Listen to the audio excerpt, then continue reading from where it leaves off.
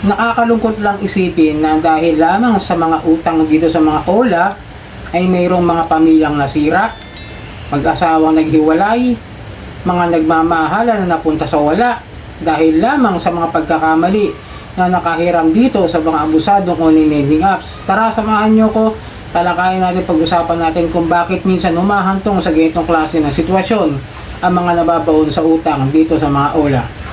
Alright, welcome back mga kadyani. Muli, bago ang lahat, bago tayo magsimula ay maglalambing lamang po ako na paki-follow po ang aking mga social media account, ang Facebook, TikTok at itong aking YouTube channel. Paki-like na rin po, share at hit nyo yung notification bell para update po tayo sa mga videos na ginagawa natin dito about sa usapang online lending app. So yun nga, marami na rin ako nakausap about sa mga ganitong klase ng mga senaryo sa buhay nila. Ang nagkandaleche-leche yung mga pagsasama ng isang pamilya, ng mag-asawa, ng mga magkakarelasyon, at even do sa mga magkakaanak, no? May nagtanong kasi sa akin dito sa TikTok at humihingi ng advice kung anong gagawin niya dito, no? Sir Janitor, good day. Paano po kung sobra na yung harassment na ginawa nila? Tinatawagan lahat ng contacts ko. Nasira na po pamilya ko. Naghiwalay na kami mag-asawa. Pwede ko bang di nabayaran? Bago ko sabihin sa inyo na it's up to you. No? Nasa inyo na yan kung gusto nyo pa yung bayaran o hindi. Kung malaki na yung ginawa nilang pamirwisyo sa buhay ninyo, kung sa tingin nyo ba karapat dapat pa silang bayaran dahil sa pamamahiyang ginawa nila, sa mga sa mga panggugulong ginawa nila, sa mga pagbabantang ginawa nila, it's up to you po, nasa inyo po. Kasi po pag ako pa nagsasalita na wag niyong bayaran, may magko-comment. Naharas ka na, magbabayad ka pa. Pag sinabi ko naman na magbayad ka, ay magbayad ka, sabihin naman, ganun. Tapos pagka sinabi ko naman, wag mong bayaran, nagtuturo ako na wag magbayad ng utang. Tandaan nyo, utang ay utang.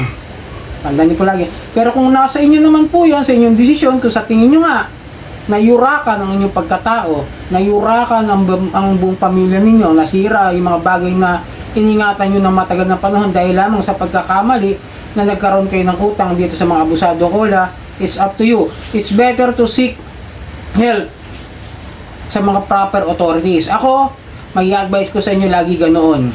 Humingi ng tulong sa mga tamang otoridad, sa mga tamang ahensya, i-report yung mga pang-aabuso nito mga Ola na ito na hayok para lamang kumita ng malaking pera sa maliit na halaga, sisirain ang pamilya, sisirain ang buhay nyo, sisirain yung reputasyon nyo, yung mga mahal nyo sa buhay. Katulad nito, nanghiwalay silang mag-asawa. Kaya nga sa aming mag-asawa, dito sa mga pamilya ko, sa mga kamag-anak ko, alam nila na may mga utang ako sa mga online loan. Kahit di man hindi sa online loan, kahit sa mga lending company noon, sinasabi ko naman na ako nangutang ako sa ganito. Para alam nila at least na hindi ako yung nagtatago ng sekreto. Kasi communication is the key sa isang relasyon o sa isang pamilya na may komunikasyon. Kasi yun ang nagkaroon ako ng mga utang din sa mga lending, no? Hindi nila alam. Pero alam nila, nangungutang ako. Alam naman nila yun eh. Ngayon, may dumating lang sa bahay, doon sa Caloocan, nagulat sila, may demand letter na ako. Sabi ko, may utang ako dyan. Sa mga pangalan, si Ion Company, no? Ayun, hinintay nila ako na pumunta para kunin ko yung demand letter. Then, hindi pa ako nakapagbayad noon, may nag-home visit na. Ayun, doon ko na na-settle, okay? Kaya naiintindihan nila kung bakit ako may mga utang. At alam nila na hindi naman sila magbabayad noon, kundi ako. Yun po ang pinakamalinaw na payo na may bibigay ko sa inyo. Sa aming mag-asawa, ganun din. May utang ang asawa ko, alam ko. May utang ako, alam niya. May utang siya kay ganito, kay ganitong OLP, kay Digido. Alam ko. O, may utang ako kay ganito, kay Digido, kay Mr. Cash, kay BS. Alam niya. Lahat sinasabi namin. It's part of the communication to make a trust in each other. Tandaan nyo. Tulad niya, siguro kaya ito nagkahiwalay, no? Ang tingin ko lang, ang point of view ko sa relasyon na to, hindi siya nagsasabi. Hindi siya open to communicate doon sa kanyang partner, na which is pinakamahalaga sa lahat ng mga relasyon is maging open tayo sa ating mga mahal sa buhay. Kay kapatid man yan, bagay, hindi naman tayo lahat parehas sa amin eh. Naintindihan ko rin naman yun. Kaya pero sabi siya, the best way pa rin is the communication. Kahit nga sa mga kapatid ko, kahit hindi kami masyadong nag-uusap, alam nila. Pero sa kanila siguro may mga gap. Di ba? Yung parang ayaw mong magsabi dahil parang nahihiya ka kahit kamag-anak mo yan, mahal mo sa buhay, asawa mo, parang ayaw mo sabihin na may problema ako, parang sinasarili natin. Yun ang problema eh. Yun nga yung problema. Yung pagsasarili natin sa mga bagay na dapat alam nyo pareho. Maaring naharas din yung asawa, tinawagan, kaya nalaman. Ito po, ganito po kaming Ola, yung asawa niyo po hindi marunong magbayad, pinahiya. Tapos tinawagan pa yung mga contacts, maaring napahiya ito, pati doon sa mga kamag-anak nung kanyang asawa. No? Lahat yun tinawagan, lahat yun siningil, lahat yan ginulo. Ginawa ng GC, maaring isa yun sa mga dahilan, tapos maaring na-post, tapos naidamay din yung asawa dun sa kahihiyan na pinasok nitong biktima ng Ola na ito. Itong humingi ng payo sa akin. Kaya sabi ko sa inyo, once na magkaroon kayo ng mga ganyang klase ng mga issue, sitwasyon, it's better to seek help from the attorney, kung sino man. Meron naman tayong Public Attorney's Office, meron tayong PNP Anti-Cybercrime, meron tayong NBI Anti-Cybercrime, report natin kay SEC, isa pa yan sa mga pinakadapat na nire-reportan kasi sila yung mahawak dito sa mga online lending app, sa mga online lending platform. Lagi nyo isipin, pwede naman kayo mag-report through email, meron namang iMessage na pwede nyo makita sa mga Google, sa mga websites. Search nyo lang po yung sa SEC.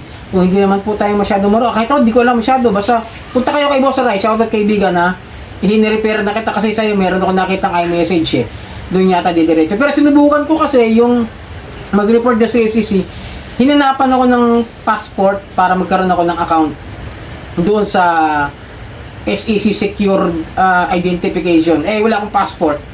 Hindi makapag-file ng complaint para doon sa mga Ola na nag-active pa rin, mga revoke, mga revoke, no?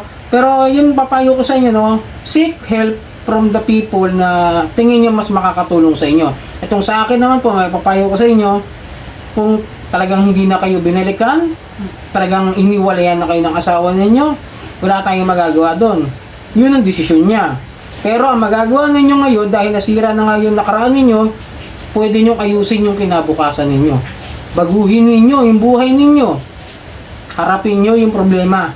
Oo, nagkamali tayo dahil nakahiram tayo din sa mga abusadong Ola. Tandaan nyo yan. Yun lang ang pagkakamali natin. Pero hindi naman porket nagkamali tayo, wala na ba tayong karapatang bumangon? Nadapa tayo ng minsan, tumayo tayo. Tutulungan natin ang ating mga sarili. Ngayon kung hindi tayo tinulungan ng mga taong akala natin sa kasama natin sa hirap at ginhawa, sa lungkot at saya, mula Batanes hanggang Hulo,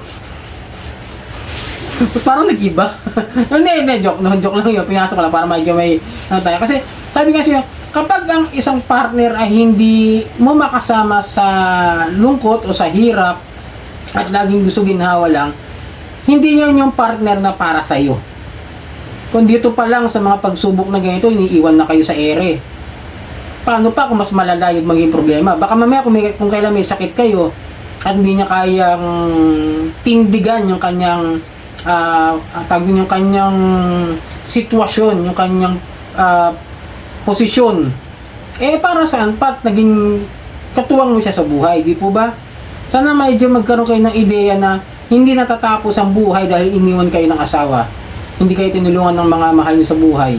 Tulungan nyo, sarili nyo, walang ibang tutulong dyan. Tandaan ninyo, kung ganito yung nangyari sa inyo, ayusin nyo yung bukas. Kalimutan yung nakaraan. Magsimula, tumindig, itayo ang sarili, at manalangin sa may kapal. Yun lamang po may papayo ko sa inyo para sa ating lahat. Ngayong araw na mga puso, muli maglalambing lang po ako sa inyo na pakifollow po ang aking mga social media account, ang Facebook, TikTok at itong aking YouTube channel. Marami po salamat, hanggang sa muli.